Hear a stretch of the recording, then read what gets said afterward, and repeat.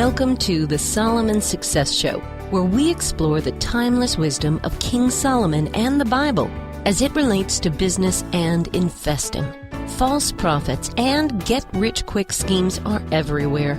Let's not be distracted by these. Instead, let's go to the source, the eternal principles that create a life of peace, power, and prosperity. Here's our host, Jason Hartman.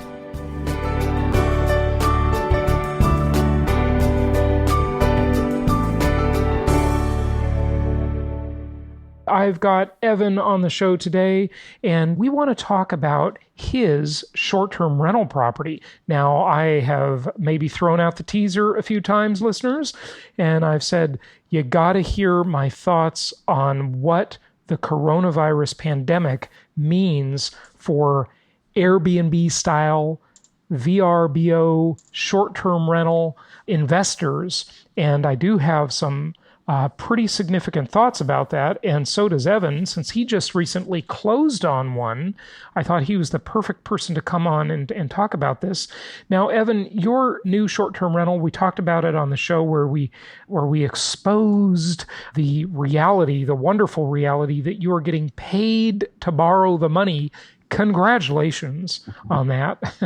Yeah, I mean, I feel like that deal could be life-changing in the long term. I mean, not only from quality of life that, we can use that property in the future, but it is, it got such a great rate, only put 10% down. I mean, what could be better? It's a pretty great deal. So if we go into a massive global depression for the next 5 years, okay, like if the worst of the worst happens, okay, I mean, let's just take that. First of all, you can literally sit with that property and either get paid to borrow, or you can use the nuclear option and you can go and say, bank, take it back, and your risk is the 10% you put down. Right. So, exactly. Return policy, the nuclear option. The return policy for real estate. We just did 2 episodes on that a couple weeks ago. But let's talk about the short-term rentals. Now, when you closed on that property, and by the way, this is in beautiful, charming St. Augustine, Florida. And listeners, just so you know, if you're interested in one of these, several of you have purchased these properties. We don't have too many of them. They're sort of a little bit hard to come by because you got to find one lot at a time on which to build. And our builder just hasn't had, a ton of inventory on these. So, we have maybe like 2 of them if you're interested. But I'm not even saying you should buy one. What I do want to talk about, though, is the broader short-term rental market. And, most of our investors, their strategy is not really short-term rentals. It's long-term buy and hold cash flow rentals, which is great. And I think that is the best thing. But the short-term market, let's just talk about that. So when you closed on that property, just maybe a month ago? Yeah. Okay. Yeah. Now, you had bookings, a bunch of bookings, right? Yeah. I think when I started, she had 13 on the day we closed. She had 13 future bookings. She means your property manager. It was great. Okay. And so you had 13 bookings, and it was booked out for most of the next few months, as I recall you saying. It was. And not only that, it was really interesting. June and July were totally booked, not one free night. And I looked, and basically 2 weeks ago, as of 2 weeks ago, maybe 3 weeks ago, I'll have to be exact, there were 26 bookings. 26. Okay. And then now there are 19. Okay, so does that mean some of the bookings have been used the last couple of weeks? Like the person stayed there? 2 of them have been used and a few have been canceled. Okay, a couple of them canceled. Did they give a reason for their cancellation? Was it coronavirus? Yeah. I mean, That's pretty much, she told me that, they're getting a lot of cancellations. Mm-hmm. They're trying, every cancellation, they're trying to rebook for a different time. That's their first approach. But overall, you've still got a pretty good booking trajectory, it looks like, right? Oh, yeah. It's terrific. And what happened is, what I've noticed how they're managing it, and, she talks with me because I'm probably a more involved investor than some others, but essentially a lot of the people who canceled were the real ones that were coming up right now, this period of time. Because this begins their high season. And so people canceled, but then they pivoted And what they did is they started advertising as get away from the big cities during coronavirus. Well, wait. Before you go into that, I'm surprised you say this is their high season. I mean, the high season is coming to an end. The Florida high season is the winter. And see, that's the beautiful thing about St. Augustine. Oh, okay. It has a different high season because it doesn't get as hot in that area as it does in other parts. Yeah, so you're more northern Florida, which is one of the things I really like about it. Yeah. Yeah. No, summer and spring are their big seasons. Mm-hmm. The slowest season is fall. Okay. I suppose it's much better to be there, and we're going to explain why we like this and think it will do better than some of the short-term rentals have really just been decimated. By the way, we're going to come to that. Here, I mean, I suppose it's better to be there in the summer than hot Atlanta. Okay. If you have the flexibility to where you can go away for the summer, I'd rather be in St. Augustine than in Atlanta or Orlando, for example, right? Which is easy drive to. For sure. Yeah. And I think one of the things that makes it attractive in the summer is it's got a lot of educational stuff as America's oldest city. So a lot of families like to go there. It's like kind of like Williamsburg, Virginia. Yeah, right. You get that historical sense going there. So families come during the summer when there's no school. Got it. Okay, go ahead with what you were saying. Well, essentially, I have a person there that's staying now for 11 days. Mm-hmm. And it just started a couple days ago. And it's a lower price than normal. Typically the property manager uses dynamic pricing. So I think it would probably be around $250 a night right now. And I think it's ending up around $150. So obviously it'd be better if it were higher priced, but at least it's being used.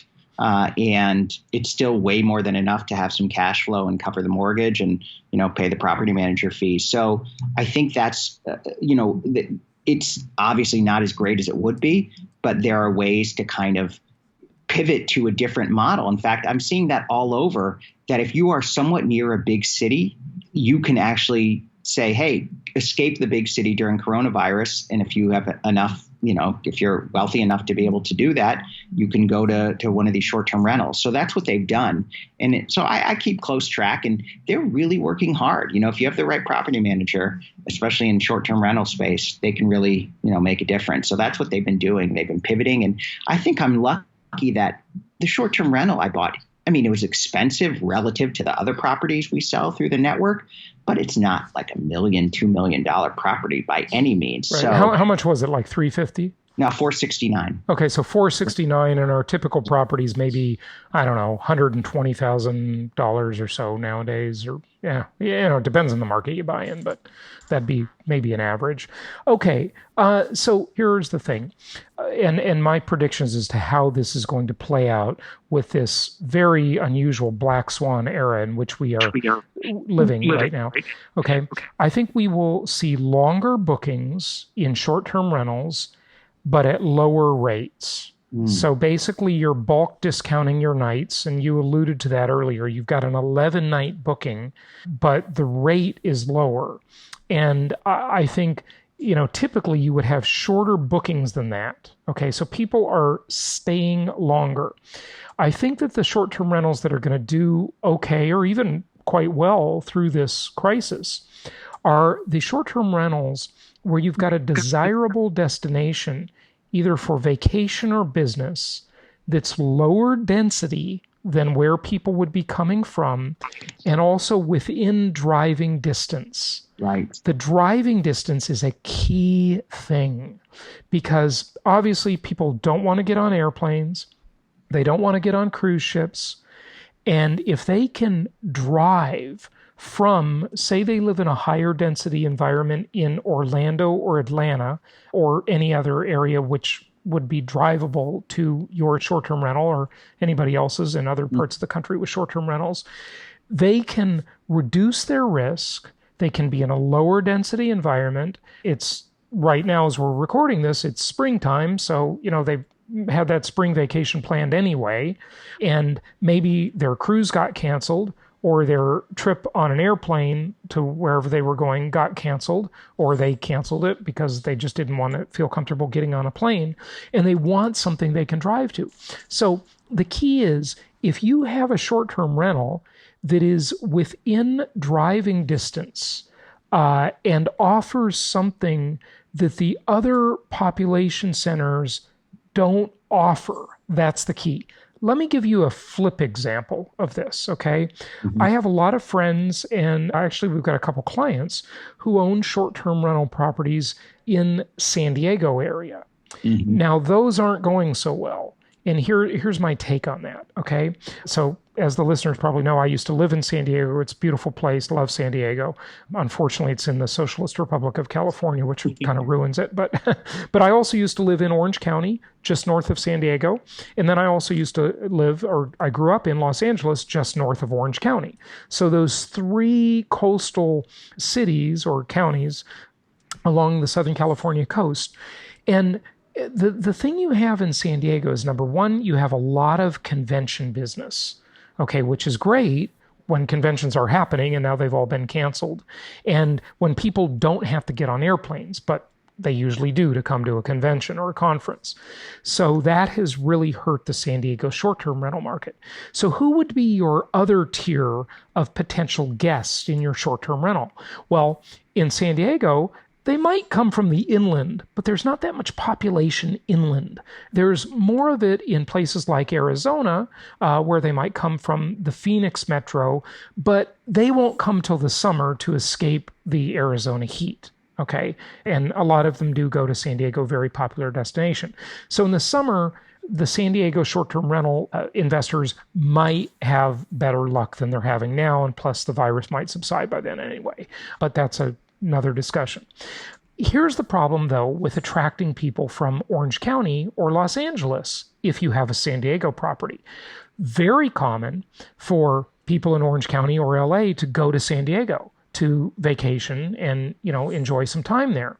Mm. But right now, if you really look at the core offering of San Diego and you already live in LA or Orange County, it's not really that significant in terms of a difference. LA and Orange County already have beautiful beaches, okay? They already have ample recreational opportunities in both of those places. So if you're in a time of economic hardship, do you really need to go to San Diego? Do you really, that's the problem, right? You don't have a strong, compelling need. But if you're in St. Augustine, and you've already got a family vacation planned, and you can drive from Atlanta, Orlando, or any of the other many destinations people would go to St. Augustine, that's easy.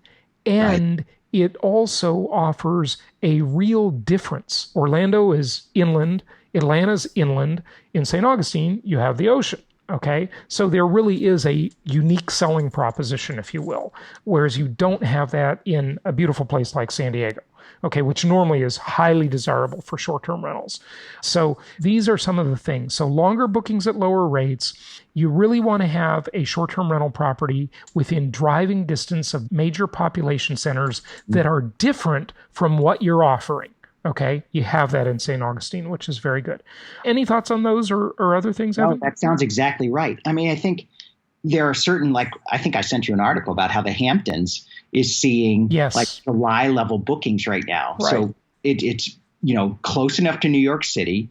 It's on the ocean. There's a lot of Airbnb type properties there. So these kind of areas, I think, are doing fine and will do through. I mean, as you always teach, Jason, this might not be perfect for me getting a lower rate than I would anticipate, but it's certainly enough to make a small profit and get through. And that's what we have to have the stamina to stay calm through the storms. Right. And then that's what really kills people. They can't make it through the difficult times. Exactly. The property will recover.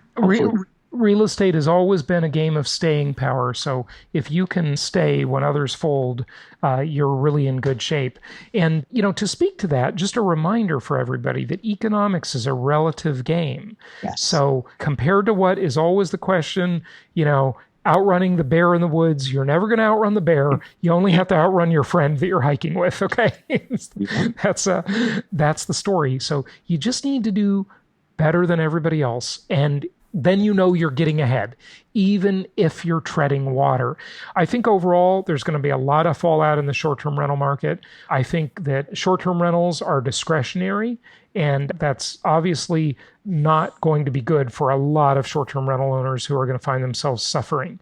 But I think you're pretty good where you are because of the things I talked about before. Driving distance to major population centers, and also where you're offering a unique selling proposition different than those population centers, and low density. The Hamptons offer that if you live in New York City. People want to escape these high density areas. They feel like they're very much in danger in those areas, and rightfully so. I mean, look at the hotspots. Downtown Chicago, New York City, downtown New Orleans, San Francisco, LA. These are all hotspots. All the hotspots around the world have one thing in common: high density living. And that's what we want to avoid, and what we offer is an escape from that. Totally. In Chicago, one of the places people go in the summer is Michigan. They call it Michiana, which is where Michigan and Indiana cross over. And I was talking to a friend of mine, and they are spending a week at a house out there.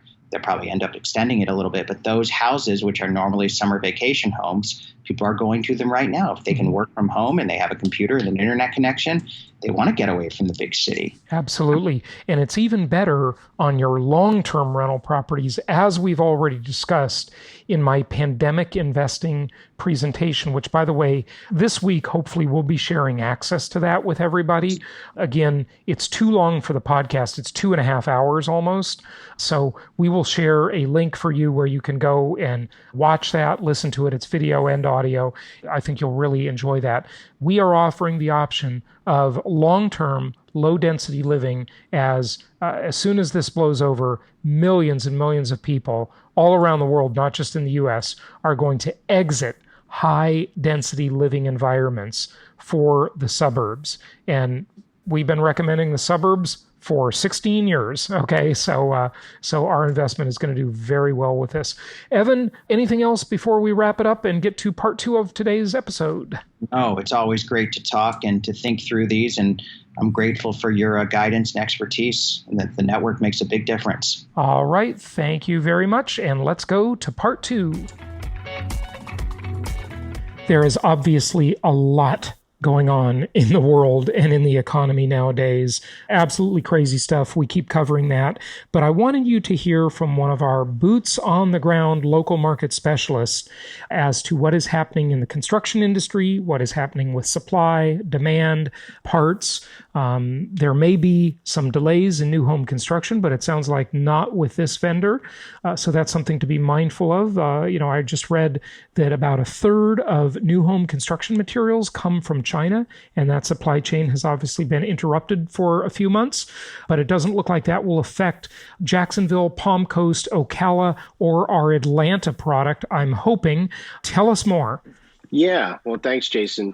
A couple of interesting things that I learned over the last 6 weeks. I guess I should have known before that, but all of our building supplies come from the U.S. and Canada. So where a lot of supplies do come out of China, and then there can be good deals, we worked deals here in the North America continent, and that's where all our supplies come from. So that keeps us going. Secondly, here in Florida, as you know, at this point, real estate construction has been deemed essential, same as grocery stores and pharmacies. Right. So our guys are still outside working and building. Our building partners' lines are strong. Everyone wants to keep working. And with when you say lines are strong, what do you mean? Are you talking about credit lines? Oh, yeah. As you know, in our private conversations, unlike 2008, the banks are very well capitalized. So our building partners' building lines are still very strong. The banks are well capitalized. Yeah. So that's a very good thing. That keeps everyone building and going. And then also mortgages. We had a few closings this week already. It's a little tougher in California with lockdown to get that traveling notary, but they're doing some virtual stuff now to fix that. You know what? One of the great things that's coming out of this, there are many silver linings here, folks, but thank God it's about time some of these industries modernize. Yes. The idea of doing online notary, it's been around for maybe, 2 years or so. There are some apps for that, to use the expression, but nobody uses it, and it's too expensive, and there's not many vendors in the field. And now it's going to be mainstream. The cost is going to come down. It's going to be accepted. It's going to be simpler. And this is all just really good for the environment. The fact that the virtual meetings, one of the most primitive systems in the world, or at least the country, is the legal system. where you can't appear by teleconference or phone a lot of times. And now that's modernizing. I've heard from my attorney friends, so there's some really good stuff coming out of this amongst all the bad. And we've all heard all the bad news. So I just wanted to share that. But go ahead. Yes, and with all of that said, you're absolutely right. This is updating, and another update, Jason, that's really good is keyless entry. Mm-hmm. So right now, people are saying, well, how are you continuing to show with social distancing and that? We had set up several weeks ago. Show properties to potential buyers, and renters. Yeah, potential renters is mainly our focus right now. And since they're new construction, they're vacant because they're the first people to move in. Yep. They're able to go, and with our keyless lock entry, they give their pertinent information, driver's license. There's a code given to them while they're there. They can go in for about a half an hour and then have to report when they check out. Right. And that's been able to keep things going. 2 weeks ago, we filled 17 vacancies on our new construction coming out. This past week, we filled 14.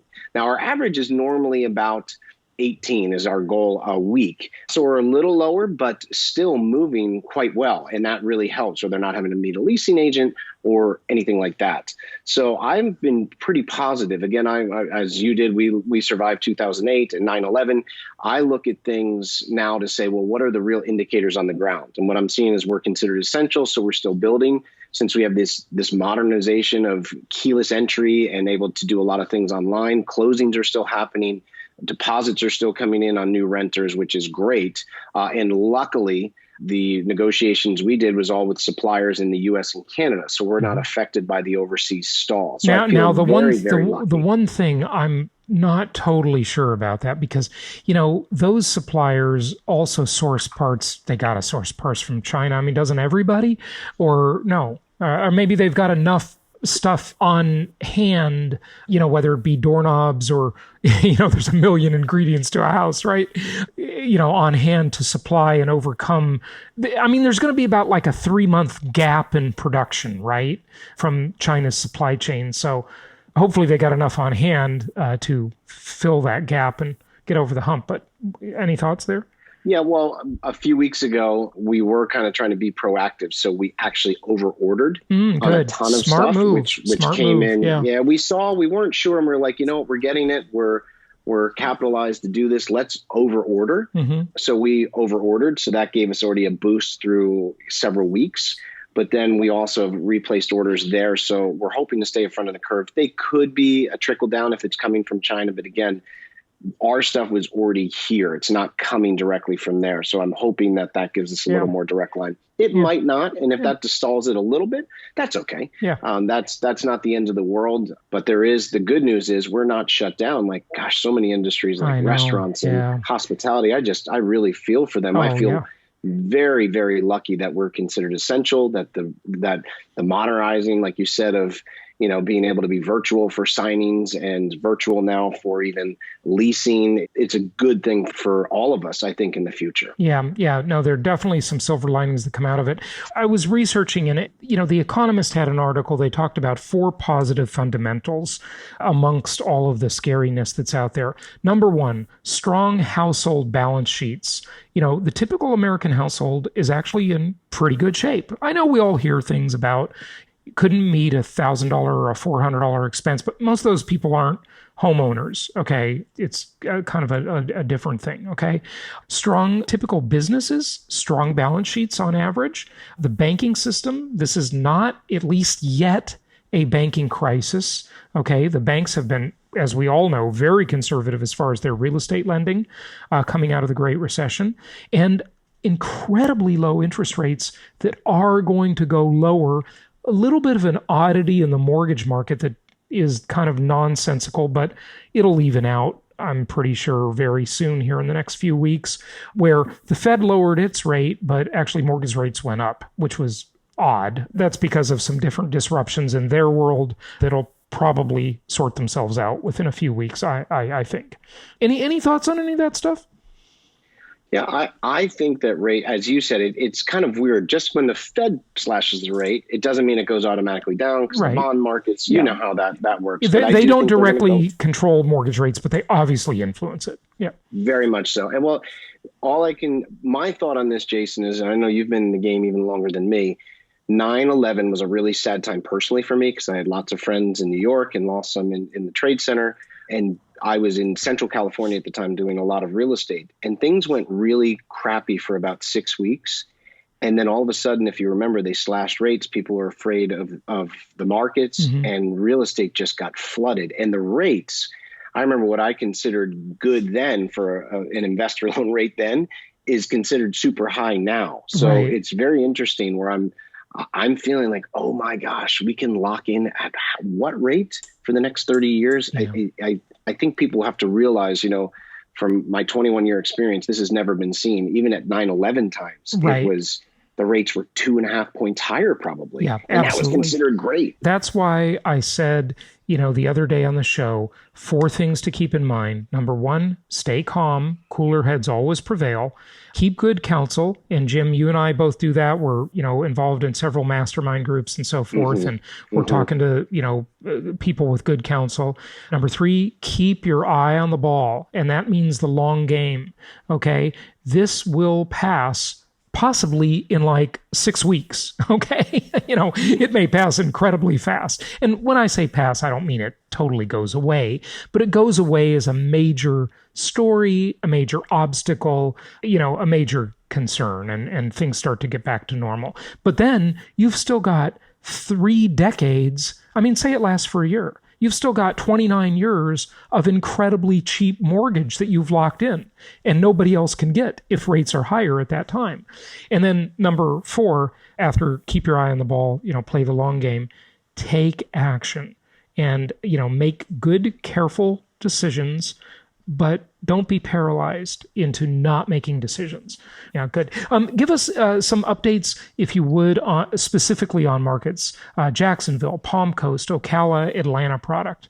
Yeah, everything is still moving really well. As you know, we price our new construction very fairly, and people say, well, how can you prove that? The way I can prove it, I'm proud to say a lot of our appraisals are coming in over. Our first duplex in Palm Coast that just completed came in $35,000 above the asking price, which was great. That's, there's the good and the bad for our new construction. You on it, average wait 6 to 12 months.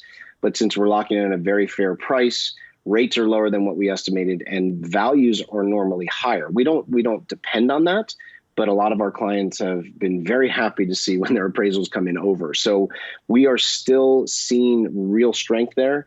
There's an equalizing of, I think, areas like in Ocala are going to be even more attractive to people wanting that simple lifestyle. And we've seen that with the high rate of the leasing tab. We are already seeing a lot of thought out there of people leaving high density environments interested in moving to suburbia, because in suburbia you are dramatically safer.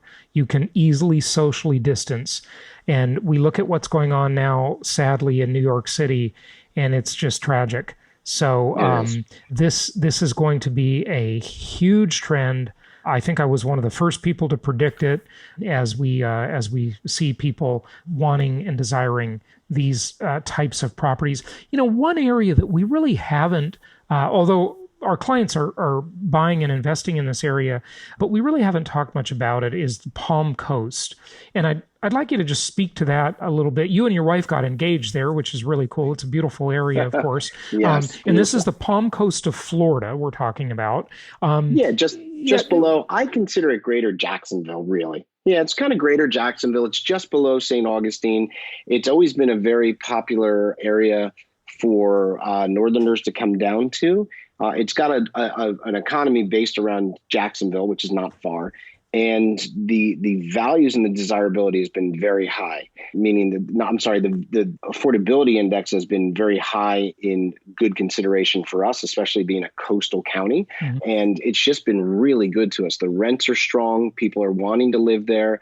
Again, it has a little more of that sprawl you're talking about, but plenty of amenities within close range. Yeah. So I've always been a fan of Palm Coast. The issue, Jason, kind of like Ocala, there wasn't really good rentals there. Mm-hmm. So stepping into this new construction, again, has been a really good move for us because we're providing things that look much better than the small amount of alternatives. Right. And when you say that, you mean for investors to buy them and renters to rent them. Exactly. Yeah, it goes both ways. Yeah. And one we could have never seen is it's a lot easier to show a vacant property right now than an occupied. Because if someone's living there and we're doing social distancing, oh, wow, well, we're not wanting to come in. We don't want to do that. Now they have this space and this comfort to do it. But I've always loved Palm Coast. Honestly, when I got engaged there many years ago, I thought it was too highly priced to be able to find the deals. And there just wasn't a lot of housing because I was such a fixer-upper guy. But now getting into some land deals the right way and the demands being there, I mean, they are probably 2 years behind on housing needs today. That gives us a really good wind at our back. So you've got that shortage.